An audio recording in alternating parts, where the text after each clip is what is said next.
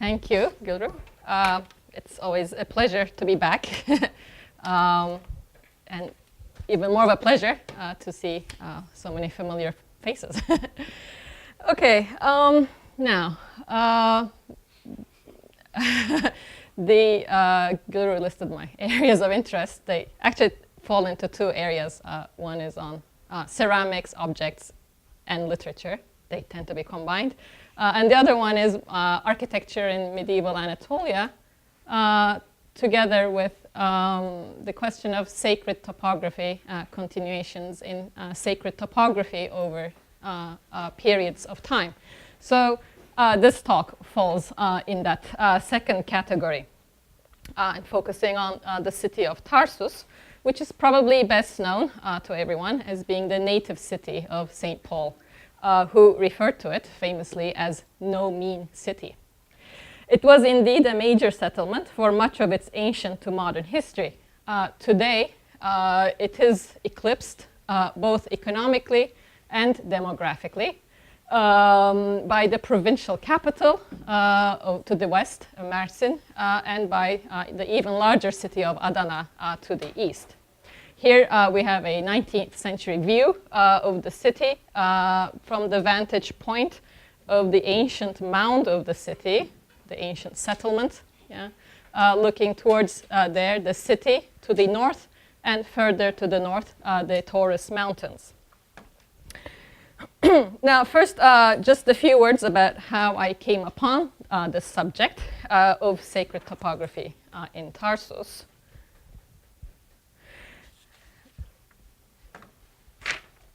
Here's that ancient mound again. The city looks much different.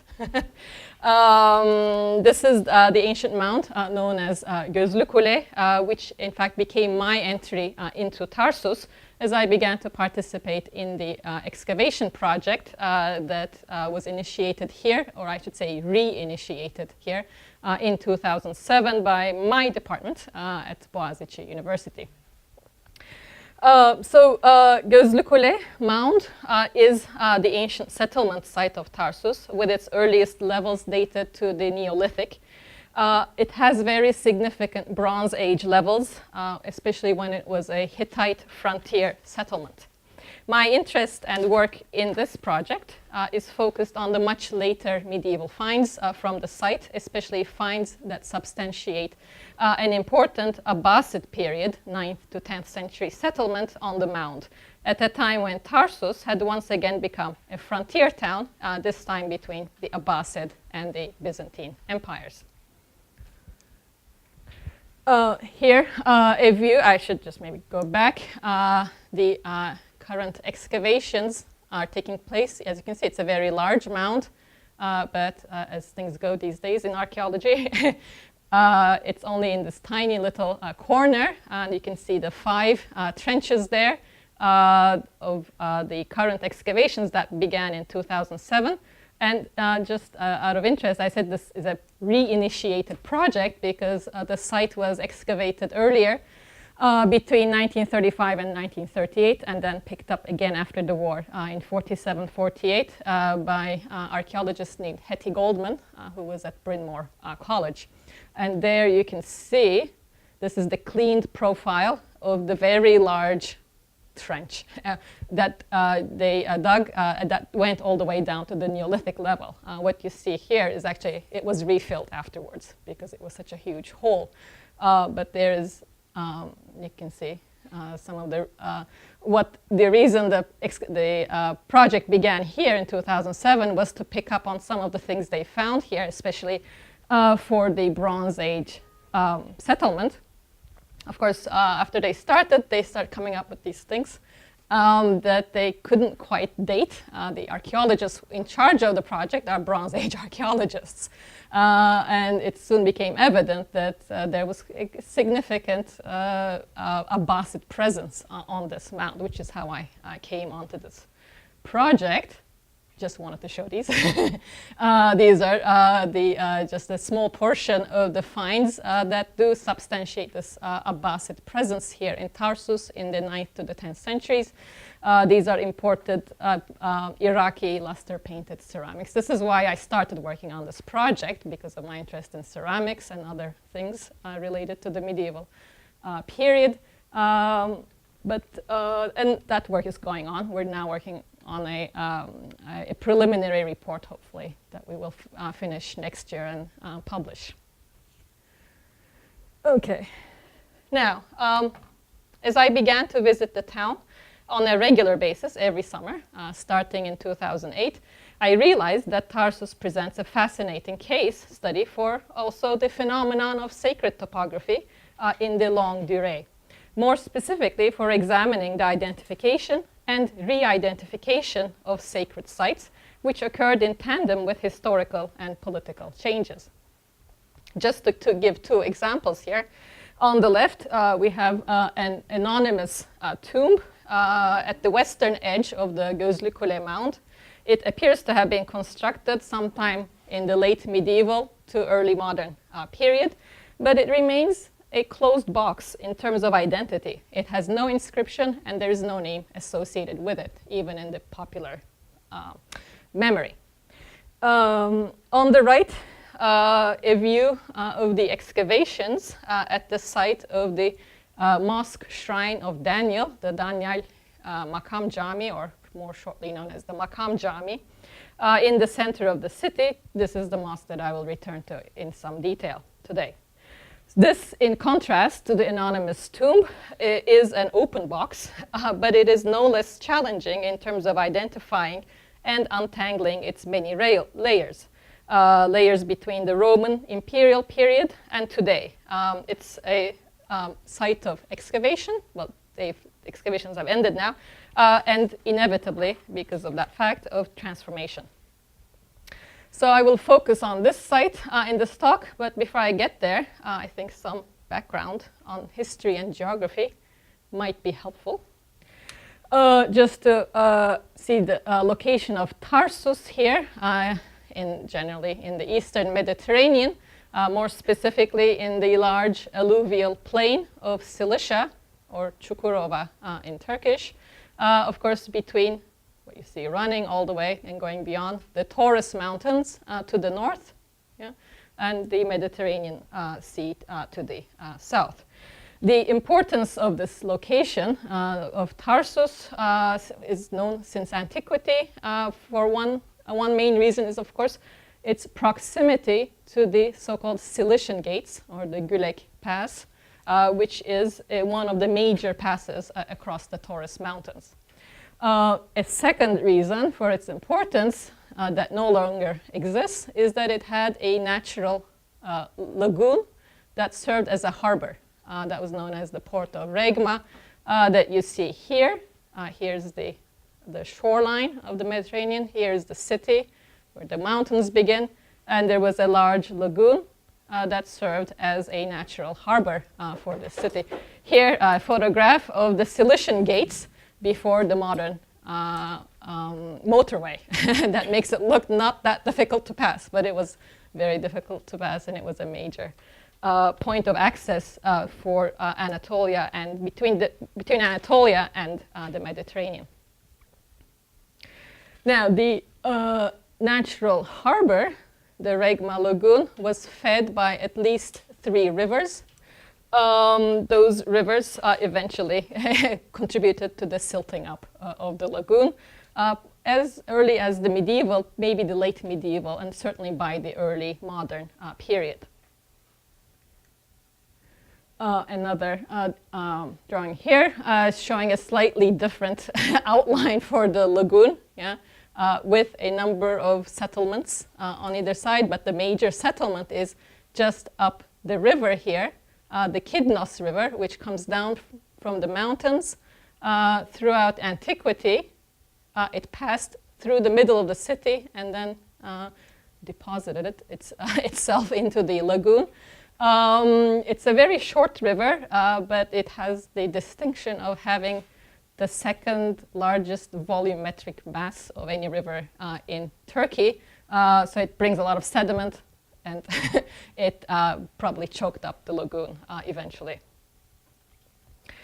Now, in the 6th century, we know one thing that happened is the river that comes from the north here was diverted to the east of the city.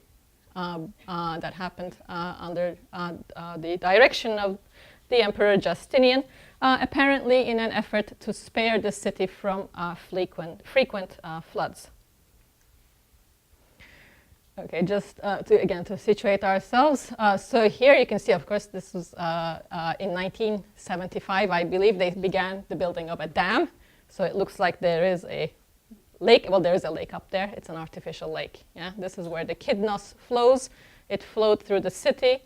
And this area, sort of greenish area, is where the lagoon was, which is now planted by eucalyptus trees. Here's Tarsus.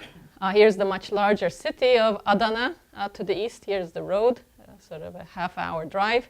And then another half-hour drive brings one to Mersin. These are two very large cities that have, especially Mersin, really responsible in large ways for the economic depression of Tarsus, even though Tarsus was for a very long time the major settlement here.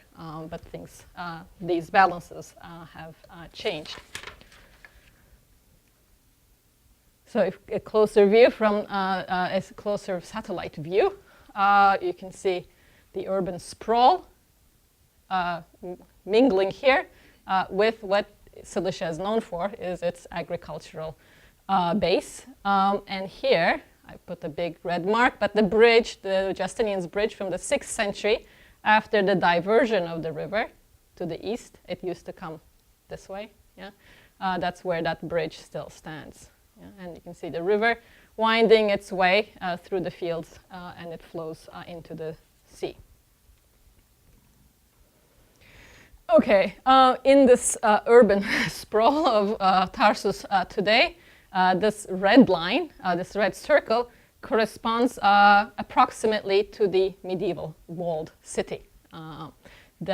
Here, the green area here, corresponds to the Gözlükule mound. Yeah? The walls were mostly torn down in the 1830s, it seems. And that happened during the occupation of Ibrahim Pasha of Egypt when his forces occupied certainly all of Cilicia. And one of the things that happened apparently is that the walls were torn down at that time. What I find interesting is in this 1935 zoning plan that was undertaken by Hermann Jansen, who was more famous for his master plans and zoning plans for Ankara. Well, he also created some plans for Tarsus. This red outline here approximately corresponds to, you can see he actually planned some development for the city outside. Yeah? Although the walls were long gone, the city was still more or less confined to what the medieval city was. Yeah? That was in 1935. So you can see this whole gray mass. That's a very, very recent development. Okay.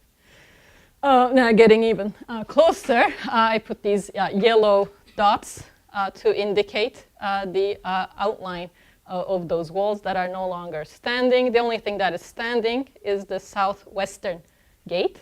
And this northeastern gate was apparently standing later than the 1830s, but I don't know when exactly it was destroyed. These walls were probably built in the late Roman or Byzantine period.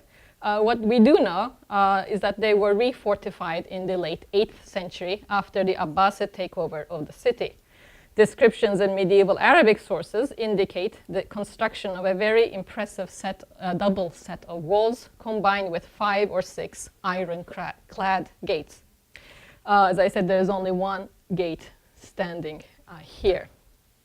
And note again, the Gözlükule mound, in those early excavations, they did find the remains of the city walls along the southern edge. So the mound was contained, the ancient mound was contained within the medieval or late antique, early medieval walls. Just a view of that gate. looking towards the road that goes to southwest towards Mersin. It's now turned into a kind of a monument with a roundabout. And it's called the Cleopatra Gate. Of course, the meeting of Mark Antony and Cleopatra happened in Tarsus in 41 BC. Cleopatra was summoned by Antony, and she supposedly sailed up the Kidnos River, came with her fleet into the lagoon, famously sailed up the river, where they met for the first time, the two of them, and the rest is history. Now, of course, the gate was not always called Cleopatra. That's a very recent development. Some names and some photographs here. One of the earliest photographs here, where you can really see the impression these gates must have made when the architecture in the city did not extend beyond 2 stories. Right now we have high-rise buildings, so it's hard to appreciate that. Here's a photograph from when they decided to call it the Cleopatra Gate, and they put its name. Yeah.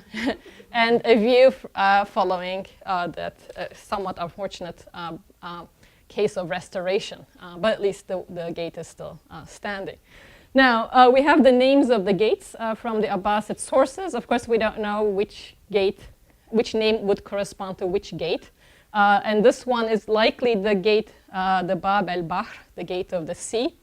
And it seems to correspond to the 17th century Ottoman name, İskele Kapısı, the gate of the pier, the one that went out to the sea. Now, the popular local name, until very recently, and still in the memory of the older residents of Tarsus, is that it's called Kancık Kapı, which is, I guess they decided it was an unfortunate name. The word kancık actually means female dog. But here used as a, it's not Kancık Kapısı, but Kancık Kapı, so it's actually used as an adjective, suggesting the other meaning of a backstabber or betrayer. So the unreliable gate, maybe. Now, in the late 19th century, there was an attempt to change the name to something, again, in line with the city's history. That attempt was by the American folks who established a St. Paul's Institute in the city. They wanted to call it the Gate of St. Paul. But that didn't stick either until the 1960s. I think that's when it happened. The municipality settled on Cleopatra. And that's what we have. Now, there's one standing gate, right? This one, the Cleopatra Gate. This one, we have some engravings of this. This is the Demir Kapı in the northeast. As you can see, this is the main thoroughfare of Tarsus, and it was that same one since antiquity, presumably. You can guess where some of the other gates might be, over here and over here, if the account of 5 or 6 gates is to be believed. One can more or less guess where they are. So there is on that one standing gate. There are some other monuments standing from the Roman period. Just quickly, a large Roman concrete temple, not very beautiful to look at, but it's a very large structure known as the Donuk Taş.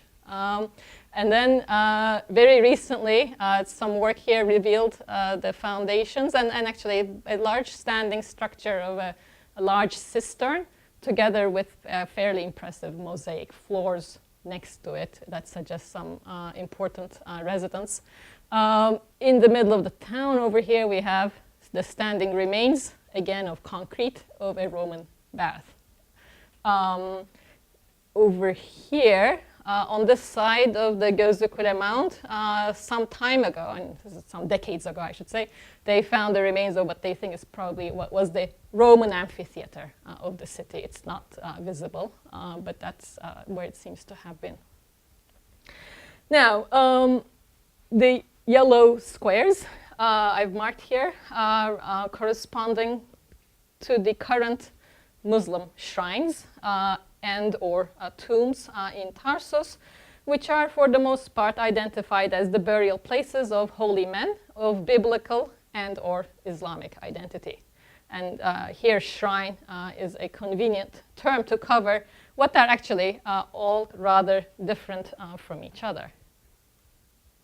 So in my mind, I've sort of divided them between those that sort of congregate in the middle of the city, and then a few that are on locations which correspond to the walls of the city. Yeah? So this one, the Mosque Shrine of Daniel that we will return to, which is of course the Old Testament prophet Daniel. And then the Great Mosque, a 16th century building, has an extension, a modern extension I should say, but it has three what look like cenotaphs that are labeled as being either the maqam, the shrine, or the tomb of a mixed bag here, Lokman, who is a quasi-prophet, also mentioned in the Quran, Seth, the third son of Adam, from whom humanity is supposed to have descended, and the historical figure, Caliph, the Abbasid Caliph al-Ma'mun, whom we know did die in 833 outside of Tarsus, and he was in fact buried in somewhere in Tarsus. So whether or not it's this precise location is another question. Just behind the Great Mosque is another little mosque, not a great one. It's the mosque / well of Bilal al-Habashi, who is one of the companions of the Prophet Muhammad, as well as being the first muezzin of Islam. And then this mosque here, which from the outside looks completely modern, but I discovered it's a two-floor mosque. The top floor is completely modern. The bottom floor has a mihrab that does look older.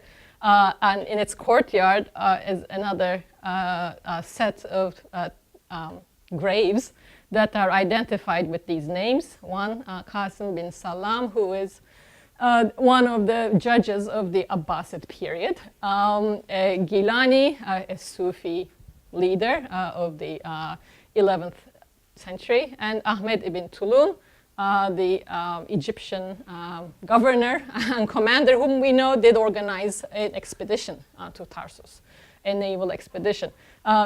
All of these are, I would say, very recent discoveries.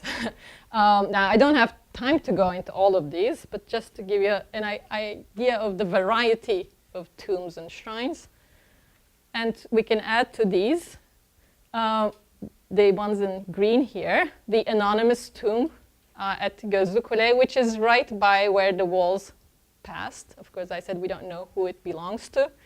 To the east here, we have what was a Zaviye, a Sufi lodge, together with a tomb of someone named Mencek Baba, who seems to have been an immigrant to Tarsus in the 14th century, having come there, if we believe the endowment document, from Central Asia.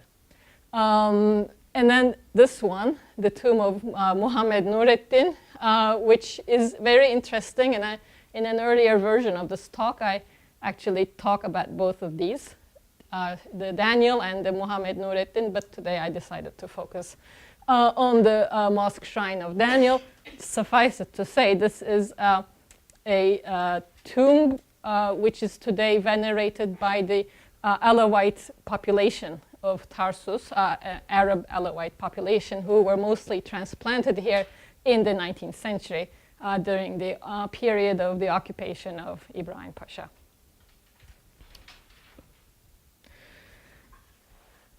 Okay. Now, so these are all currently, effectively, Muslim shrines, and these are these current identities. But the history of their foundation, formation, and in most cases, transformation, I would say is as complicated as the history of Cilicia. It is clear that some, if not most of these shrines, witnessed multiple periods of Tarsus's restive history, extending from at least the late Roman, early Byzantine period to modern times. Theirs is a story of continuation, but more so a story of regeneration and transformation in response to the tides of history. And that it does make them kind of fascinating, but it makes them also difficult to trace in history, except in bits and pieces. So I started this project by looking at the shrine of Daniel, but it soon became apparent that one actually needs to take a collective look at all of these shrines that might tell us more about the historical context of urban site sanctification and the survival or revival of cults in the city. But today I will focus just on the Daniel shrine. Now, before I focus on that, we need a little historical chronology. Keep it short, hopefully.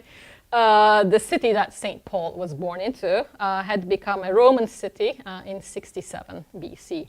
At that time, inhabited by pagans, but as well as Jews. After the rise of Christianity, a number of martyred saints also became associated with the city. The post-Roman period of Tarsus is comprised of a series of political and social and religious transformations or transitions forced by conquests and counter-conquests. The first of these transitions began with the Arab-Muslim expansion in the 7th to the 8th centuries, exactly when it became a major Muslim stronghold on the Arab-Byzantine frontier zone is not known for sure. Nevertheless, Tarsus's rise as a highly militarized Arab-Muslim frontier garrison town corresponds roughly to the period of the rise of the Abbasid Caliphate, which came to power in 750. By the end of the 8th century, Tarsus had been refortified with a double set of walls with iron gates, and was inhabited especially by young volunteer soldiers, the Ghazis, drawn to the city by the nearly annual Arab-Muslim campaigns into Byzantine Anatolia. This was a distinctly militaristic social context and also included numerous agents of Abbasid ideology and propaganda who came here to motivate the soldiers. This propaganda constructed an apocalyptic vision of the city's significance, and in some traditions attributed to the Prophet Muhammad, Tarsus and its Muslim inhabitants and warriors were ascribed an eschatological role at the end of time as the would-be fighters of the Antichrist, ad-Dajjal, who are said to receive the special blessing and protection of God. The question is, were there Muslim or Islamized shrines and associated cults in Abbasid Tarsus? Apart from the fact that the Abbasid Caliph El-Ma'mun died nearby in Pozantı in 833 and was buried in the city, we have no known contemporary mention of tombs, shrines, or cults in Tarsus. However, there are mentions from the 11th century of some, quote, 10 graves of prophets in Tarsus. This mention is tantalizing, but unfortunately the names of the prophets is not given. And of course, it postdates the Byzantine reconquest of the city in 965. Clearly, however, Tarsus was credited with prophetic sanctity in the period following the Byzantine conquest of 965, if not earlier. So, in the year 965, the Byzantines recaptured Tarsus, as a result of which all signs of Muslim habitation, notably the places of Muslim worship, were said to be destroyed or transformed. A temporary truce gave the Muslims of Tarsus the chance to leave the city with whatever they could carry. Those who did not leave, it seems, had to convert to Christianity. By 1072, the Byzantines had appointed an Armenian governor to Tarsus, and a little over 100 years after that, in 1198 or 99, the coronation of Levon, the first king of the Armenian kingdom of Cilicia, took place in the Cathedral of Tarsus, inaugurating thereby the main phase of the history of Armenian Cilicia, which lasted until the late 14th century. Again, the question which I have not been able to answer so far has to do with whether or not during the time of the Armenian kingdom, if there were any Christian shrines or associated cults of saints in the city. I have inquired, but so far I have not been given any clues about the sacred topography of Tarsus between the 12th and the 14th century. But the fact that Tarsus, after all, the city of St. Paul, produced several Christian martyrs in the late Roman period would suggest that some degree of cultic activity could have been justifiably implemented or reinvented here in the Armenian period. The next time Tarsus came under definitive Muslim domination was in the late 14th century when it passed to the hands of the Mamluks. From the 1260s, Cilicia was recurrently attacked and sacked by the Mamluk armies, bringing the Armenian kingdom to its definitive end in 1375, although Tarsus had already been taken earlier in 1360. With the demise of the Armenian kingdom, Cilicia came to be ruled by the Mamluks, who, in the face of Ottoman expansion in Anatolia, maintained a variable arrangement of vassalage with the regional Turkmen dynasty of the Ramazanoğlu, who also emerged around this time.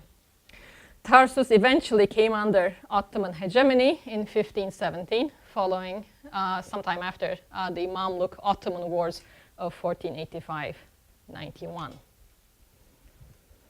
So just to remind us, over here, the mosque shrine of Daniel that I will focus on now. Before the excavations started, there wasn't much to the mosque shrine of Daniel. It was a somewhat nondescript mosque in the middle of the city, which had undergone a major extension of the prayer hall in the 1960s, and therefore looked rather modern and somewhat dull from the outside. This is the extension that was done in the 60s. This is a photograph from about 2000. This is more in the middle of the 20th century. The extension started here and moved that way. Yeah. It had, as you can see in this photograph and in this photograph, and it's of course still there, a minaret which is dated 1867. Inside the prayer hall, it had a cenotaph in the southeastern part of the prayer hall, marking, according to popular belief, the place of the burial of the Old Testament prophet Daniel. The fate of the mosque started to change in 2006. Municipal work behind the mosque stopped when workers hit something rather massive immediately beneath the surface. And the museum was called in, the Tarsus Museum that is, was called in to assess the situation. It soon became evident that the massive thing beneath the surface, behind the mosque and beneath the surface, or just beneath the street level, was one arch of a Roman bridge, probably of the 2nd century AD, hence built before the diversion of the river by Justinian in the 6th century. So it was just there, nobody knew it? People knew it, but let's say municipal memory didn't have it on record. Yeah, that's a complicated question. It's more of an administrative one. And I think you'll see why people knew of something about it. Yeah.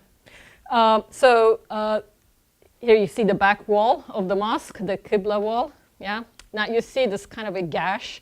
In fact, there was some municipal work here even before 2006, when they appeared to have actually cut into this massive masonry of the arch. So, yeah. And then they kind of covered it up and then tried to do something again in 2006 when luckily then the museum was called in. And that's when they started to take things seriously. Okay. Now, so they cleared the area out and underneath the arch. And so this is a view from underneath that big arch.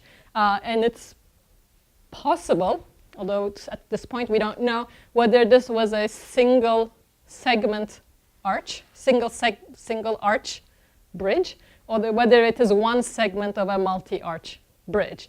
I was assuming the latter. The final report of the excavations, the excavation director thinks was a single arch bridge, but that's another question. As you can see, at some point, and this must have happened after the diversion, at least a partial diversion of the river, a wall was built. Yeah. with 2 openings here. Now then excavations moved to the prayer hall, right? So, and they started digging in, and the mosque went out of commission as a mosque, and it became an archaeological site. So you can see the phases of construction. What you can notice here is this was the last level, known level of the mosque, and you can see how the levels had risen because these are not really such low arches. Yeah. It's a very complicated site, so I'm hoping I won't confuse you too much. This is an aerial photograph. After that whole, not only did they dig into the mosque, but they removed the whole 1960s extension. Yeah? Looking down, this is the area to the north. So where you see this sort of metal covering to the back, that's where they were working on the Roman bridge on the back side. But what they realized is in the front, on the north side, there was quite a lot of stuff going on as well beneath the surface. This kind of area, this seems to have continued to function as a canal, a channel of water. So the river was not completely cut out of the city. Water was let into the city in a controlled manner. Most of the riverbed was diverted to the east. Now, this is a more recent photograph. You might be wondering what all this is. Eventually, just to go back, what the municipality decided to do was to turn this into something like an open-air museum with walkways and stairways that people can walk around. It's not quite open because it's also covered. It has a covering on the top. There's a lot of glass and metal involved, right, as you can see. Here is the southeast corner of the mosque. And you can see down into a lower level. This arch that you see here is the arch of that Roman bridge. Yeah? So that is the oldest structure at the site, and everything else is a later addition. But of course the question is how much later and by whom? And a closer view from the north side, looking at the arch of the bridge, yeah, massive arch. And where we had seen those 2 windows from the back, yeah, this is that same corner. It actually does turn a corner here, yeah, and there is another window here. Yeah. And what the men are looking into is the inside the so-called tomb structure of what is let's say, believed to be or identified, maybe wishfully, as the place where the prophet's remains are supposed to be. If you look in like those men are and you look up, this is the vaulting. It's a brick vaulting. Yeah. And coming back to the upper level, yeah, those are the windows where those men, they were looking in through one of them. There's another one on the other side, on the Qibla side, let's say, beneath the arch of the bridge. There are 2 more windows like that. And inside or above, you see the top of the brick vaulting from the top and the inscribed green cloth that tells everyone this is the holiest point in all of this big archaeological mess. Yeah, there's a closer view. And the prayer hall extends this way towards the west. Okay, this is the only published plan for this excavation. It just came out last year in the final report. And if you're interested, there is it's articles in Turkish, but you can, if you're interested, you can access this plan and some other drawings that show different probable phases of construction here. But just to show here, this is the bridge with its damaged middle, yeah, the arch. The yellow corresponding to the mosque before its 1960s extension. They had built some concrete foundation walls for that in the 1960s, so that is kind of the limit of the excavation. Yeah. There is the canal from which water used to flow. In this northern area, they found at least 2 phases of burial, and upper level of burial that seems to be later, but the lower one that is probably, well, according to the final report here, possibly from the same time as the transformation of this corner into this brick vaulted tomb, in quotation marks. Yeah, the turbe is in this area. Now, the water, so then apparently flowed, and there was some way for the water to flow through and out of these windows, and then go beneath the bridge and go on its way towards the sea.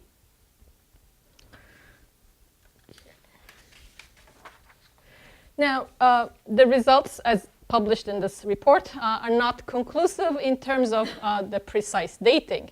The brick vaulted tomb tentatively dated between the 7th and the 6th century, coinciding somewhat too neatly with the early Muslim incursions into and settlement in Tarsus. The mosque structure, that is this yellow area to its west, with its dome, is dated between at the latest to 1501 to 1516. Now, the report also underscores the continuing role of water at the site, which appears to have been the motivating factor for the earliest features built probably in the early medieval period. These include not only pools in the area to the north, but also, as I said, a channel that was purposefully directed to bring water into and out of the brick vaulted so-called tomb structure. The relationship between the tomb structure and water is one that is that was attested well before the excavations. It is mentioned, for example, by older residents of Tarsus who remember both open canals in the city as well as the sound of water in the prayer hall of the mosque shrine of Daniel. It was also mentioned by William Burckhardt Barker in the mid-19th century. He was an English Orientalist and a long-time resident of Tarsus, who also served as the consular agent of the Netherlands in the city. The quote there, the Turks hold in great veneration a tomb which they believe contains the bones of this prophet, i.e. Daniel, in the center of the modern town of Tarsus. The sarcophagus is said to be about 40 feet below the surface of the present soil, in consequence of the accumulation of earth and stones, and over which a stream flows from the Kidnas River. The waters of this rivulet are turned off every year in the summer in order to clear the bed of the canal. And if this country ever falls into the hands of a civilized nation, it will not be difficult to verify the authenticity of this tradition, which the fanaticism of the Turks now prevents us from doing. If Barker lived now, I'm not sure he would find it so easy to verify the authenticity, but nevertheless, that's what he thought. Now, the final report tentatively also suggests something that I find interesting, that prior to the brick vaulting here, this structure may have in fact been some sort of a well, or at least some kind of a water reservoir. How early the site was identified as being holy has not been, of course, resolved by the report. As I said, there are burials to the north, but these are not by themselves necessarily indicators of a sacred site. Now, one possible explanation, and of course I think maybe others can be offered, may be that the initial sanctification of the site had to do not with the burial, real or presumed, of a holy person like Daniel, but with the water itself. That is, the site might have begun its process of sanctification as some sort of a sacred well or spring, what is known in Greek as a hagiasma, and in Turkish as ayazma, of which many, many examples are present in Anatolia. Later, this water feature, whatever it really was, may have been re-identified as the site of Daniel's burial. And when could it have happened? I can offer two versions. In version 1, I suggest that this sacred water feature, or at least water feature, is something that had to have emerged after Justinian's diversion of the river, right? So it has to post-date the 6th century, and in this version, I placed that between the 6th and the 8th century, and the construction of the brick vault over that structure, we might then put it in the next phase of Tarsus's history in the Abbasid period from the 8th to the 10th century. And that would be in line with what the report suggests for the brick vaulting.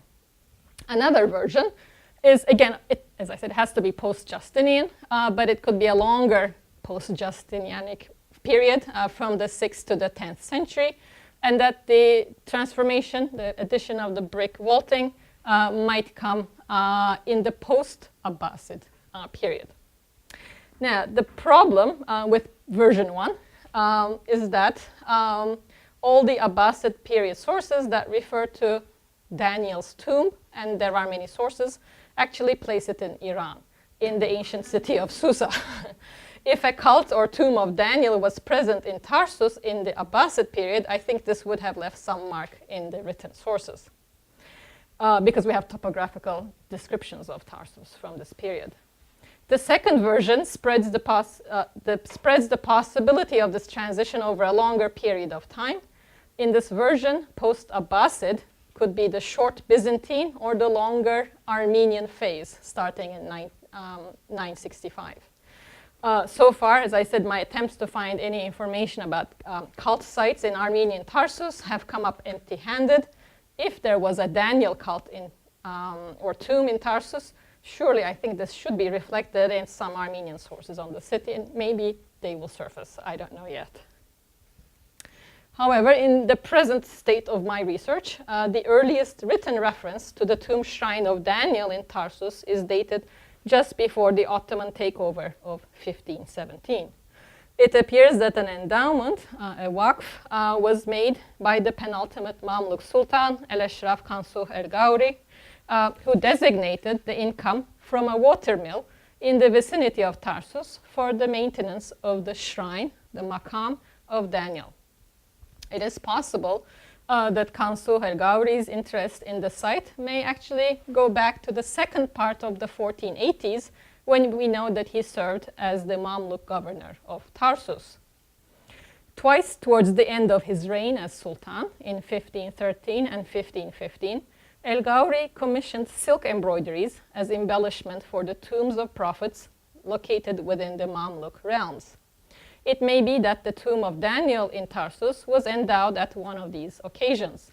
In fact, Sultan el-Gauri is known to have had a particular interest in the shrines of prophets, and as well as in conspicuous acts of piety that drew members of the public who attended processional spectacles and displays associated with such pious acts.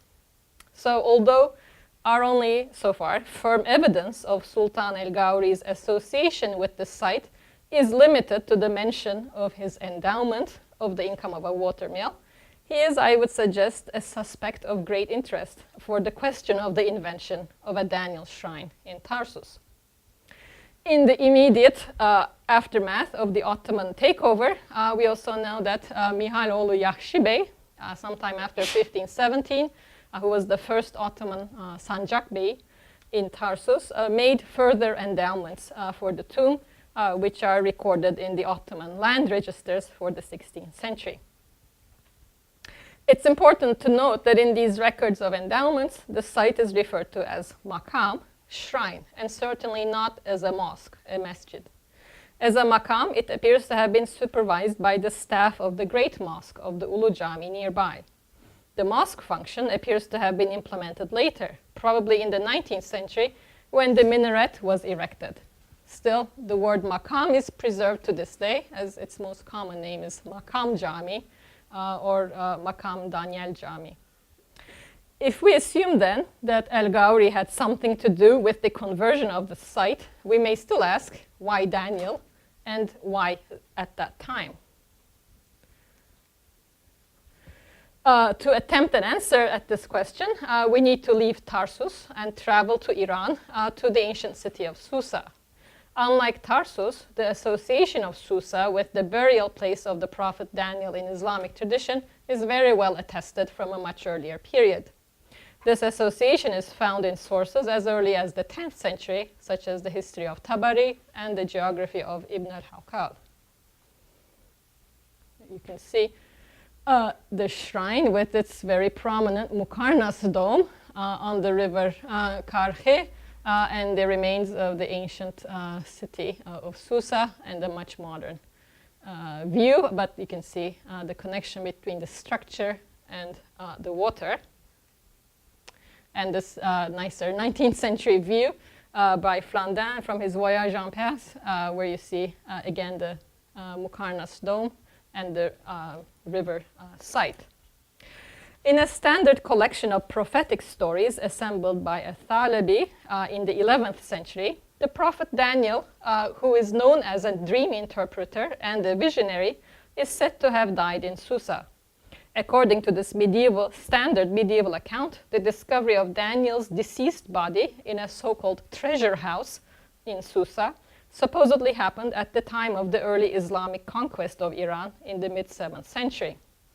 Following instructions from the then Caliph Umar to conceal the location of Daniel's tomb, the prophet is reburied by the Arab Muslim conquerors in a grave dug into the riverbed, while the waters are temporarily diverted.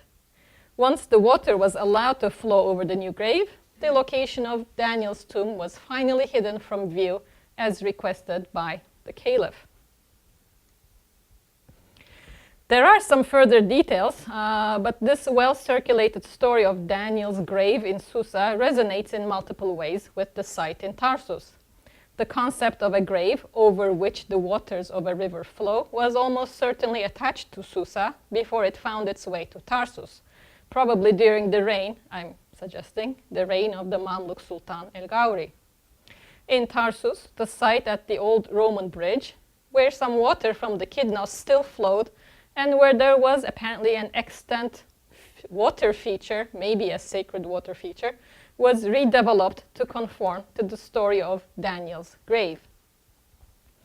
Tarsus could easily rival Susa in terms of its patent antiquity, and was, in that sense, not undeserving of a prophetic tomb. While the first Muslim conquest of Tarsus is unlikely to have occurred during the time of Umar, as in the case of Susa, Tarsus, as an Abbasid military base at the Arab-Byzantine frontier, was the quintessential urban embodiment of conquest history in medieval Islamic discourse. One could say that its conquest credit was multiplied in the context of the 14th century Mamluk incursions into Armenian Cilicia. Its frontier status was acutely felt in the context of the Ottoman Mamluk Wars of the 1480s, the time when El-Ghauri served as governor in the city. Given the geopolitical resonances, the topographic correspondence, and the personal investment of El-Ghauri in endowing prophetic shrines, the invention of Daniel's tomb in Tarsus could not have been more strategic as a religious and psychological asset on the Mamluk side of the Ottoman-Mamluk border zone. In this pious yet political venture, the rhyming name of the two cities, Susa being as Sus in Arabic and Tarsus, nice rhyme, probably contributed to the plausibility of this association. So far, I've been following a deductive method for coming up with what I think is the most probable scenario of the invention or re-identification of a sacred site. Insofar as this is a scenario, it is, to my mind, historically plausible and even probable. As this scenario unfolds in the distant past, there remain quite a few blanks which are unfilled. For example, if El-Ghauri is indeed the man behind the Tarsus invention, what specifically motivated him? Was it a dream? Was he advised by some resourceful religious scholars? How exactly did this kind of invention or identification happen? Perhaps more clues can be found in the future to flesh out the scenario. In the meanwhile, though, I think we can try to derive some clues from more recent local sacred history. This is my Exhibit A, which is another sacred site in Tarsus today. It was not on that map because that map showed the sort of the patently Muslim sites. But this is the chief destination of Christian faith tourism in Turkey. As you can see, the plan of one of these, the itinerary of one of these, the Footsteps of St. Paul tour. Tours begin in Istanbul by plane to Ankara, I suppose. Never mind that they got the location of Adana and Tarsus wrong, but they do go to Tarsus, right? So those who would follow in the so-called Steps of St. Paul are invariably bussed into a park in the northwestern part of Tarsus. Here they are shown a well, see it there, said to date not only from the time of St. Paul, but also to have been used by the apostle. In one of these itineraries, I found it referred to as Well of the Blessed Water. That was not something I heard in Tarsus, but apparently that's how it is touted. Next to the well, and that's where you see this railing beneath the street level there, are the excavated foundations of what was probably a Roman period building. It is not here explicitly labeled as the House of St. Paul, but it is a common inference made by the visitors. What the visitors are not told is this story. In the 19th century, this supposed well of St. Paul stood off the courtyard of a house belonging to one Abdo Debbas, a Christian Arab from Beirut who had settled in Tarsus when Tarsus was an important economic center. Abdo Debbas had also taken on the position of U.S. consular representative in Tarsus and was instrumental in assisting American Protestant missionaries establish the so-called St. Paul's Institute in 1888, which is later and today known as Tarsus American College. Around the same time, and I don't know exactly what year, but around this time it is reported a piece of stone inscribed with the name Pavlos was hauled out of the well and happily interpreted as indication of the apostles' association with this well. This invention of a relic, you can see the well there in the background, a closer up view, one of the very nice Tarsus houses, apparently had to be removed to put the well in the center of attention. The invention of a relic, and interestingly another water feature, no doubt lent some support to the establishment of the institute by providing a piece of Christian sacred topography to the missionary educational effort. Now, this is a kind of an aside, but I like to mention it. Such was the relations of Abdo Debbas with the Americans in town that he also gifted a Roman period sarcophagus. Well, he wanted to gift it to the United States of America. He was told the US government could not accept a gift from their consular representative.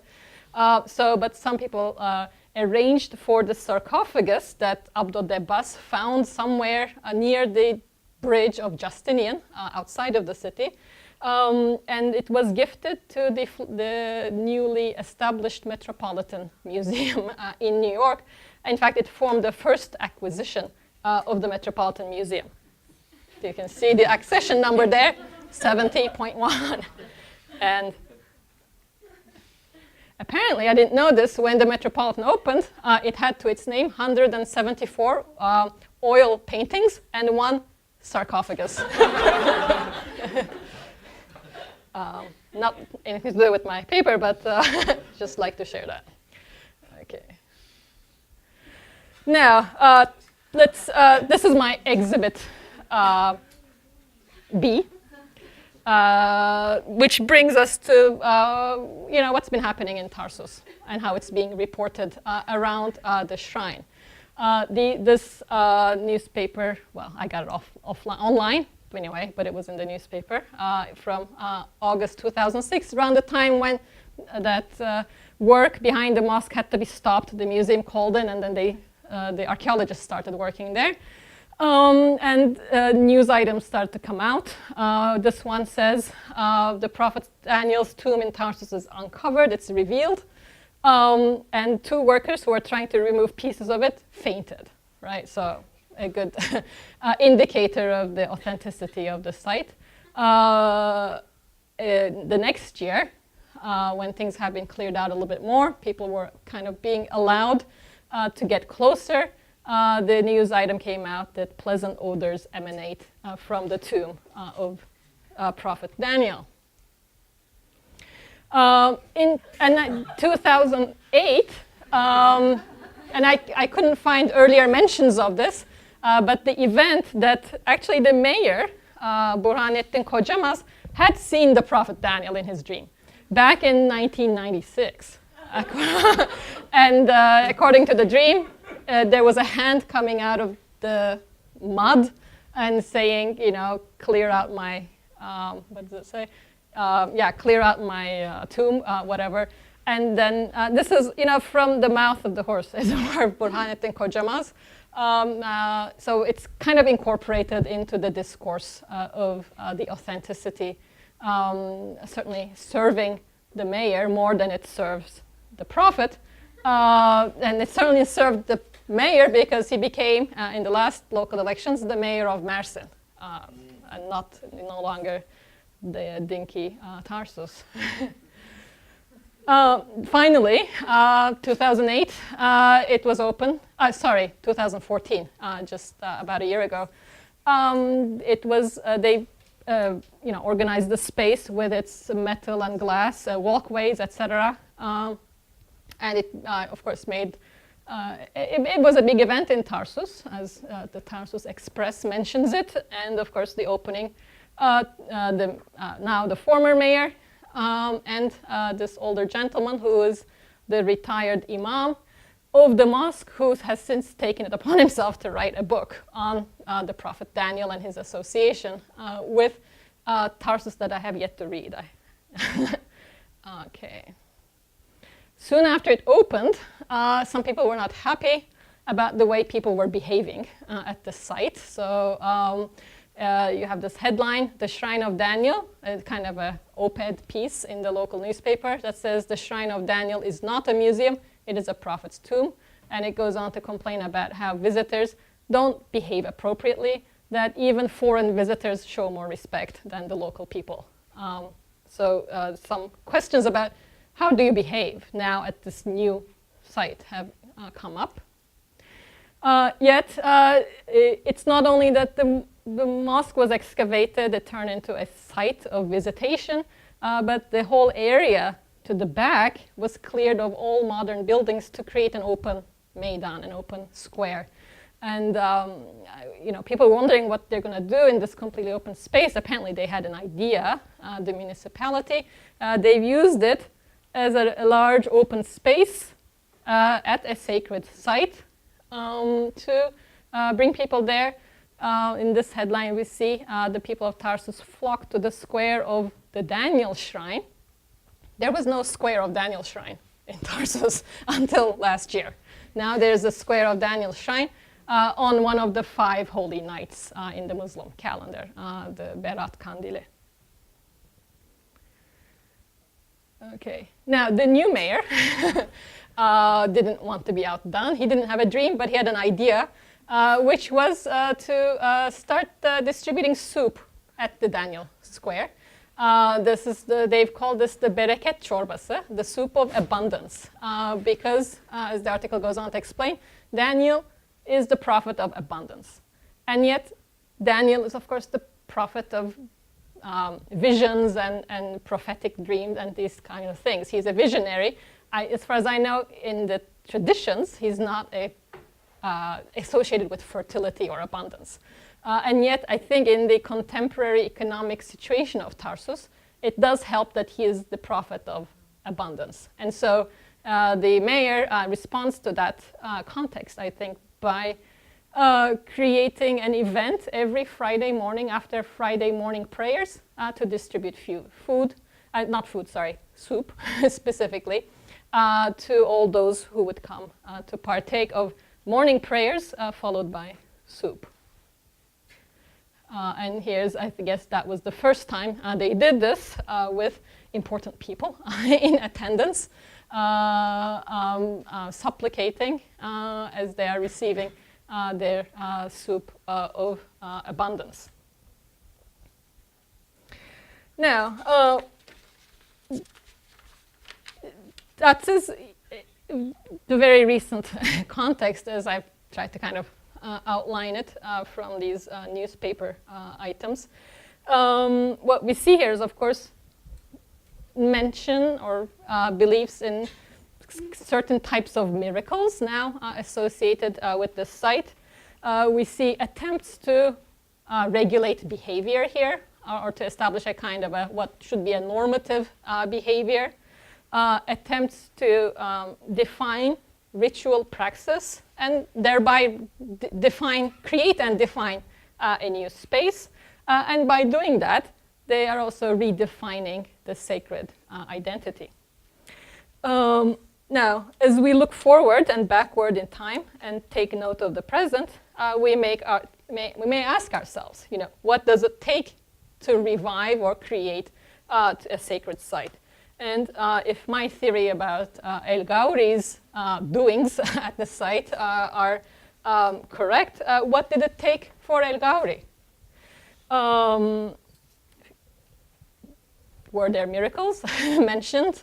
Did they find the ring of the prophet? Maybe they did.